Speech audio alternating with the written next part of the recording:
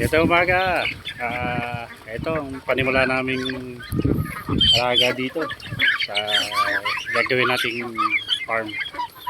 So, sana maparami. Yung iba mga nakakulong pa. Ilan lang yan sa mga alaga na gagawa namin dito ng maganda at maayos na kulungan. So sana maparami. Padamihin natin ang mga alaga. Yung ibang mga alaga nandun nakakulong pa, mga manok, pabo at mga bingala. So yan lang yung mga nakawala pansamantala. Maparami natin sana. Masarap mag-alaga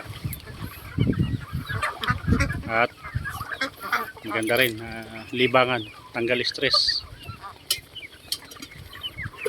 hindi puro trabaho. Kailangan din makapag-relax dito sa probinsya. So ito ilan sa mga alaga, sana maparami. So yan, yung background, mga sibuyas. So nakapagpaani na tayo ng sibuyas. Ayan, nakapagpaani tayo. Meron pang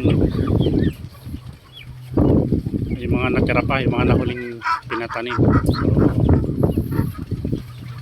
mga ilang araw o ilang linggo lang yan, ani na rin yan. Sarap dito sa probinsya. So yan.